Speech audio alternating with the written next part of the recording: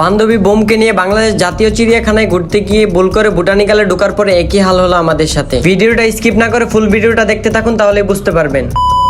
Hello guys, আসসালামু আলাইকুম। আমি ইমন আপনাদের মাঝে আরেকটি ব্লগ নিয়ে চলে আসলাম। আর এই ব্লগটি কি নিয়ে হতে চলছে ট্রেলার দেখে তো বুঝতেই পারছেন। তো গাইস, আমি আজ আমার বন্ধু এবং বান্ধবী বোমকে নিয়ে বাংলাদেশ জাতীয় চিড়িয়াখানায় ঘুরতে চলে আসলাম। তারপরে রোহানে বলতেছে তোরা এদিকে তারা, আমি টিকিট কেটে নিয়ে আসি।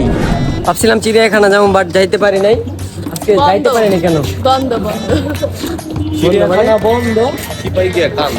अच्छा তারপরে ভাবলাম যে চিড়িয়াখানা যেহেতু বন্ধ, তাহলে আমরা বাংলাদেশ জাতীয় বোটানিক্যাল থেকে ঘুরে আসি। এদিকে বান্ধবী বোম বলতেছে তোরা আমাকে ঘুরতে নিয়ে আসছো, যে কোনো এক জায়গায় ঘুরাতে নিয়ে যেতেই হবে। তো ভাবলাম যে বান্ধবী যেহেতু বাহানা করছে, তাহলে তাকে জঙ্গল থেকে ঘুরিয়ে নিয়ে আসি। সরি গাইস, জঙ্গল না, বোটানিক্যাল। আর এটা আফ্রিকার জঙ্গলের থেকেও কম না। এদিকে তো আপনারা মানচিত্র দেখে বুঝতে পারছেন এটা কত বড় হতে পারে। তো এইদিকে আর দেরি না করে আমরা দৌড়াতে দৌড়াতে চলে যাচ্ছি জঙ্গলের ভিতরে। তো এইদিকে বান্ধবী বোমে হুট করে বাহানা ধরে বসে থাকলে তাকে নাকি ছবি তুলে দিতে হবে। তো ছবি তোলার পর রোহানে বলতেছে তাড়াতাড়ি চল, নইলে তো সন্ধ্যা হয়ে যাবে। আর এইদিকে বান্ধবী বোমে যেভাবে আচার খাইতেছিল, মনে হইতেছে মাউন্ট এভারেস্টের পাহাড়টাই ওর মুখে ঢুকিয়ে দেওয়া যাবে। এদিকে রোহান বলতেছে বাদ দে তোর পাহাড়, ওইদিকে দেখ বুড়া চাচা কিভাবে রোমান্স করতেছে। আমি বললাম রোমান্স করবেই না কেন, এই জঙ্গল তো রোমান্স করার জন্যই। আর গাইস, আপনারা যদি বাংলাদেশ জাতীয় চিড়িয়াখানায় ঘুরতে আসেন, তাহলে দেখবেন যে কাপল আর কাপল, যেদিকে তাকাইবেন ওইদিকেই কাপল, চিপা চাপাই সব জায়গায় কাপল। এদিকে আমি আমার বন্ধুকে বললাম বুড়া চাচা যদি প্রেম করতে পারে, তাহলে তুই কেন পারস না? আর এইদিকে আমার বন্ধু আনসার দিল আমাকে কেউ ভালোবাসে না, এই জন্য আমিও পারি না। তারপর আমি বললাম থাক বন্ধু, প্রেম করা ভালো না, বাদ দে এসো। আর গাইস, ঢাকা শহরে যারা ঘোরার কোনো জায়গা পান না, তারা বোটানিক্যালে চলে আসবেন, কারণ এটার ভিতরে জায়গাগুলো এত সুন্দর বলার বাহিরে। এই গার্ডেনের ভিতরে অনেক কিছুই আছে, যেটা আপনারা ঘুরে না দেখলেই বুঝতে পারবেন না। তার ভিতরে হচ্ছে এই পৃথিবীর ভিতরে যত প্রকারের গাছ আছে, তার ভিতরে এক একটা গাছ এটার ভিতরে আছে, যেটা আমিও জানতাম না যদি এখানে ঘুরতে না আসতাম। তারপর ওখানে বলতেছে চল আমরা বান্ধবী বোমকে ফেলে দিয়ে আমরা ওইদিকে চলে যাই, কারণ ওই যদি আমাদের সাথে থাকে তাহলে আমরা কোনো মেয়েই পটাতে পারবো না। তারপর বান্ধবী বোমে বলতেছে যা যা, তোদেরকে দেখে কোনো মেয়েই পটবে না। তারপর আমি বললাম ঠিক আছে, তুই দেখিস আজকে এখান থেকে মেয়ে পটিয়ে নিয়ে যাবো।